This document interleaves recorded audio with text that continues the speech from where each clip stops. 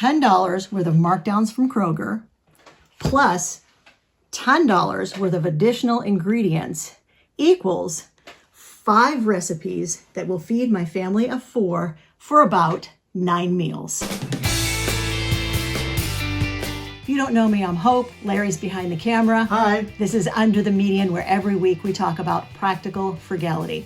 We stopped by Kroger today, and I did one of my favorite things. I went to the markdown section. I grabbed a bunch of random markdowns and brought them home. And periodically I do videos like this where I show you my markdown haul and I show you exactly how to take items that you get at an ultra low price and adapt those items along with different ingredients you already have on the shelf in your home in order to feed your family for an ultra low price. Let's start by taking a look at what I got. If you've never seen Kroger's red bag area, everything in the red bag, these red bags are 99 cents. Once you add tax, they're $1 a piece. So we kind of rounded up to $1. So we have a lot of tomatoes. Now I will tell you that after I bought all of these ingredients, 3 bags of lots of tomatoes, guys.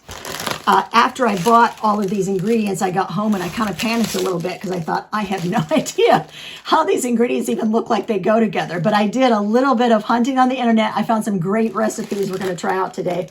These are some of those like little specialty baby potatoes. I never buy these because they're so incredibly expensive. But I was like, well, okay, so in the red mesh bag, they're $1 a piece. We're going to go with those. These are 3 things that were marked down that were not red bag items. I got this big, I think this is 24 ounces of sliced mushrooms marked down to $2.54. This was fresh salsa marked down to $1.40. It was like $5 for this container. No joke, at full price. They marked it down to $1.40. And then I have, this is one of my favorite things to use. I'll show you how I use this every time I'm able to score it at a really low price. And it's a really fun recipe. It was $1.55, and this is for the braca slaw.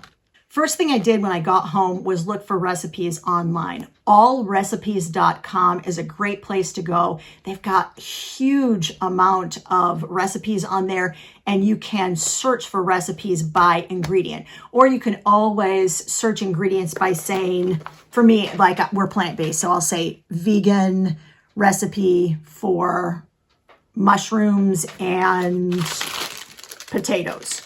And that was how I found one of the recipes. So I have found all of my recipes. I deliberately came up with recipes that I knew I had items already sitting on the shelf. The other thing you need to remember, though, is that recipes are just suggestions, guys.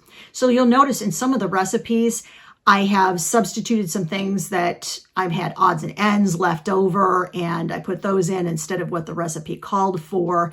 And you'll also notice that the other thing that I'm going to do, and I'll show you this in just a second, I'm going to prep everything and get it ready. We're going to make all 5 recipes at once. It's going to take me about 2 hours or so. And I'm going to have all of these main dishes made for the next 7 days. And so it is a time saving, but not only that, the only thing that I'm using to heat it up is generally the microwave to heat it up before I serve it. That is, if it has to be heated up before it's served. So I believe it really does save in energy costs as well. I'm going to prep all of these ingredients and I'll come right back and I'll show you what it looks like. Right, everything is prepped. One of the things that I do while I prep, especially when I'm doing like a bulk cooking session like this, is I start to divide the ingredients up as I go and sort of put all the ingredients for each recipe together.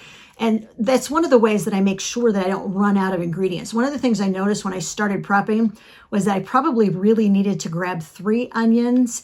I have 3 onions. I priced the whole thing out with 2 onions, so I'm going to stick to my guns, and I'm only going to use 2 onions. So that means that I needed to make sure that all of the onion was divided up per recipe to make sure that I had enough onion to go in each recipe.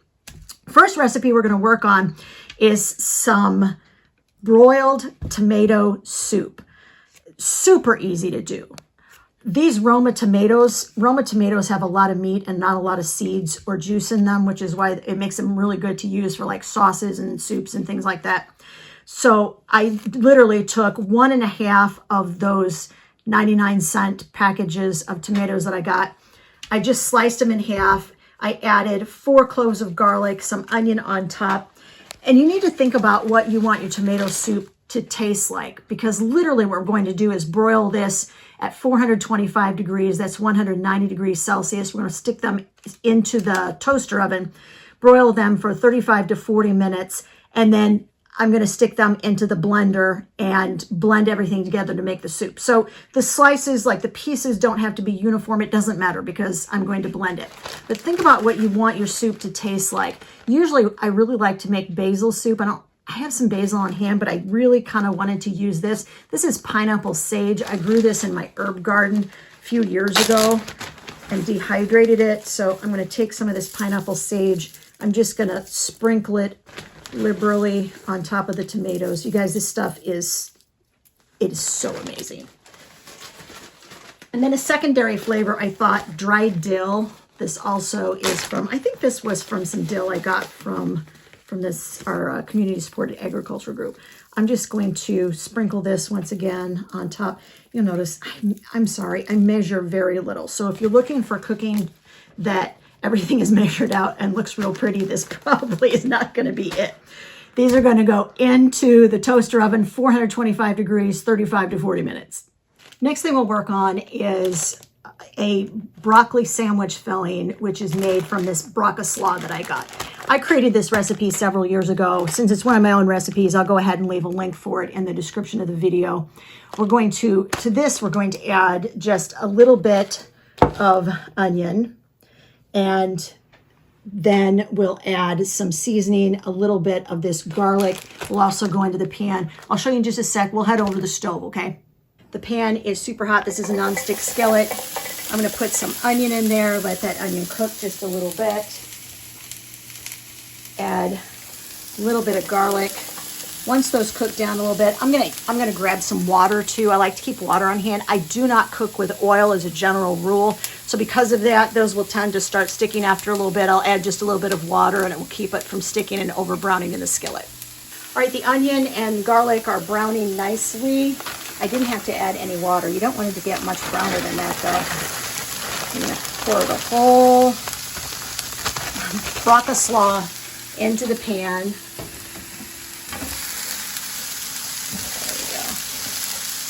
This is where I am. It usually doesn't have these big pieces of broccoli in it, guys. I am going to add a little bit of water so nothing sticks.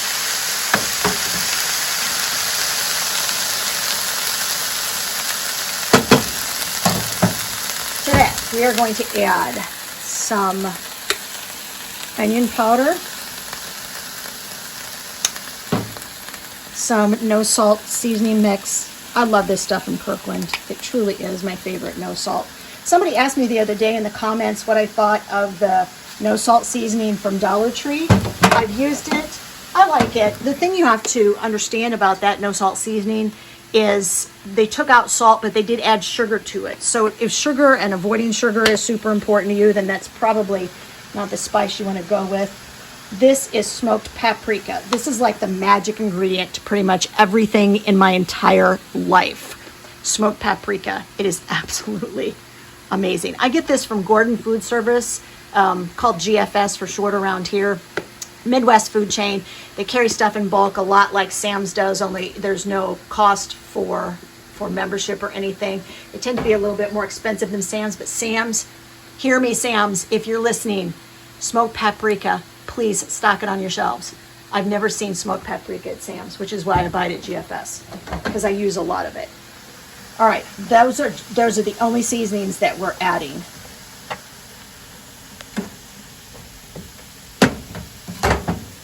We're going to finish this off with about 1 to 2 cups of barbecue sauce. I really like this. This is G. Hughes. This is the sugar-free barbecue sauce.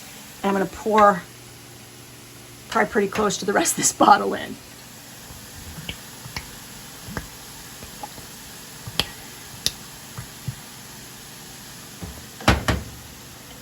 All right. Now it needs to cook down. As it cooks down, it's going to lose that green color. And it's going to look like shredded meat. I'm going to add a little bit of water. Thin that out a little bit. Now you'll notice all of the recipes that I show are plant-based because we're plant-based. people ask me to, like, you know, cook with meat, and that's just not going to happen, guys. So when I show this to you, and eating plant-based, honestly, it's one of the ways that we keep our grocery bill as low as we do. That's going to take, I'm going to put that on a simmer. It's going to take about 15 minutes to cook down. It's going to be all ready for barbecue sandwiches. I'll show you exactly what that looks like. Recipe number 3, this is going to be a mushroom stew. I'm going to serve it over rice, but to be honest with you, I think this recipe would absolutely rock if you put it over egg noodles. I think it would be fantastic. In the pan, I have some onion, garlic. All I did was sweat that down. I added half of the mushrooms. You can see there's half of the mushrooms left. I added those in. They're kind of releasing their natural moisture. I'm going to add a couple of carrots, some celery. I found in the refrigerator upstairs a few little random green beans I had left over, so I threw those in. Got all that. I'm going to give it a stir, and then I am going to throw in 1 container of the potatoes that we got. So remember, this was the 99-cent specialty potatoes. These are Yukon Golds. I think they're going to look so pretty in this stew. So I'm going to throw those in, and I'll show you how we finish this off and let it just cook for about 25-30 minutes. I'm going to add a cup of water here, and then some seasoning. Once again, the amazing smoked paprika is going to go in. I'm going to run upstairs, add a bay leaf or 2 to it, just so you know I'm going to add that. And then 2 nice tablespoons of tomato paste. I got this on sale at Sam's, and it got the price all the way down to, I think, like 57 or 60 cents per container, and that's really good. So I'm going to mix this in, and then we're going to add the other secret ingredient to this stew. The recipe actually called for red wine, which we're not really wine people, so we don't really have it in the house, but we did happen to have this Sam Adams in the house. So I'm going to add this. Whole thing? And I'm going to leave a little bit in the bottom for Larry to drink. How's that? All right. All right. All right. Now that is going to cook down for about 25 to 30 minutes. And then the last ingredient we're going to add are these peas. This is a can of peas. I know that if I had frozen peas in the house, it would have been better.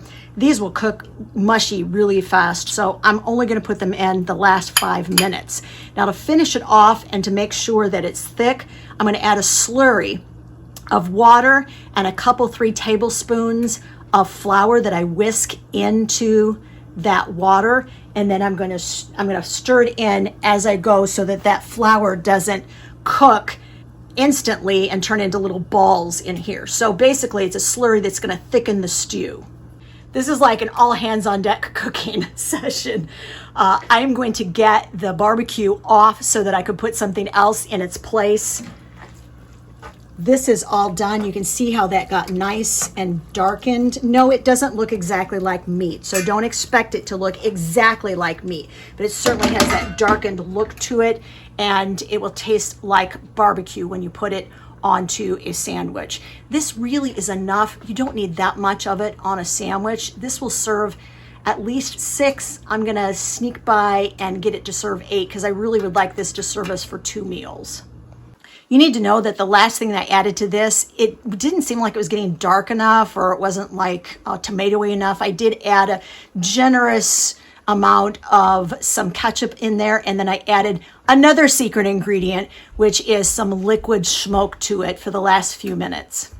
Recipe number 4. We're going to call these sticky baby potatoes, and we're going to add some mushrooms to them. All I did was cut up that second bag of those specialty potatoes.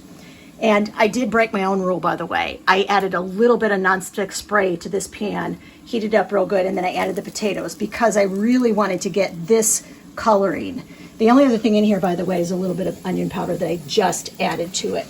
I'm going to go ahead and add these mushrooms. Now, the reason I didn't add the mushrooms at the beginning, mushrooms, when they cook, release liquid, and the potatoes would not have gotten that lovely golden color to them if I'd added the mushrooms to begin with. I'm going to cook these mushrooms down about 5 minutes with these potatoes, And then I'm going to slowly start adding this. This is 1/4 cup of soy sauce, 3/4 cup of water, and just about 2 or 3 tablespoons of real maple syrup. Theoretically, when I put this in here a little at a time, it's going to caramelize this and it's going to be really yummy. And I'm going to finish it off with a couple of tablespoons of these sesame seeds. Our soup's been going about 20 minutes, our stew. We'll take a look at it here. You can see it's cooked down quite a little bit. I'll check the potatoes, see if they're done in just a second. I'm going to go ahead and add these peas. I do want to make just a really quick note about the ale that I added. If you, for some reason, if you don't have alcohol in your home because you have a religious conviction against it or because by choice you don't, we are totally fine with that. But let me give you some suggestions on what you can use instead of using alcohol.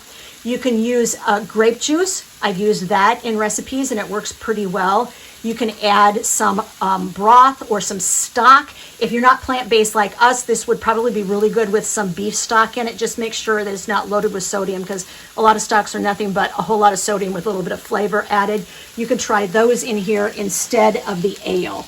I'm going to give this about 5 more minutes and then I'm going to add that slurry that I talked about earlier where I have water with a little bit of the flour mixed in, and that's going to thicken that really nicely. I'll show you what it looks like when it's done.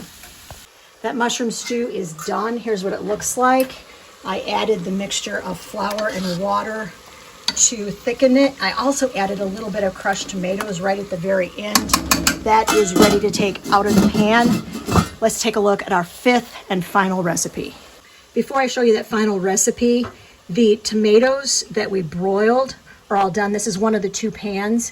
I'm going to stick this into my Ninja, which is like a bullet, and I'm going to pulverize it, liquefy it. I don't know. I'm going to smash it up. You know what I'm talking about. It's like a blender. And I'll show you what that looks like when it's done. I'm wondering if I'm going to have to thicken it a little bit, but I don't know. Well, we'll have to see when I get it in there, like how thick the soup is. And I do think that I'm going to finish it off with a little bit of plant-based milk. Now over here, as I promised, recipe number 5. Recipe number 5 is going to be a chili. In here I have onion and garlic, and I have 1 can of corn. Here are the seasonings that I just added. I added a little bit of chili powder, some of the smoked paprika, some no salt seasoning, and some onion powder. So let's show you what I'm going to add now. This is 2 cans of beans. By the way, the cost breakdown for everything, I'm going to show you a chart toward the end of this video, all right, that shows you everything we made, the ingredients for each of the recipes, and the total amount that I spent. So I added those 2 cans of beans. You can use whatever beans you want, whatever beans you would like in chili. This is just some of those tomatoes that I got in the red bags. I just pulverized them. I'm going to put that in there. Then I'm going to add some of this salsa. This is fresh salsa that we got marked down. I'm going to add that to it. I'll add a little bit of water and I'll let that cook down for about 20 minutes. At the very end, I'm going to add 2 cups of cooked rice to it. Everything is all done. My kitchen is a mess. Let's take a look at everything that we made. But before we do that, let me remind you where we started. We started with $10.40 of markdowns from Kroger, some of which were red bag specials and some of which were just markdowns that I found in the produce department. Then we added about $10 of additional ingredients that I had on hand in my house. We created a menu plan, which was 5 recipes, which will last our family at least 7 main meals. And I'm thinking maybe we can stretch it to 9. If we stretch it to 9, here's what the numbers look like. It's a $20 menu plan, which means that each of these recipes averages $2.22 each. If we divide that by 4, which is the number in my family, we come up with about 55 cents per serving. Here's what we made. we made barbecue broccoslaw. This is sandwich filling. The bread we'll be using for this, I got on sale for $1.50, so I figure about $1 worth of bread is what we'll use. These are the last 2 tomatoes that are left from what I bought. I'm going to slice these thinly, and these will be served with the sandwiches.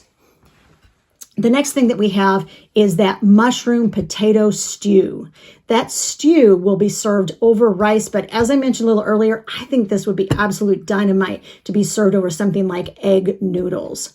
This is sticky baby potatoes with mushrooms. We put that lovely sauce over the top of it that had water, soy sauce, and real maple syrup in it. I'm going to take a test taste.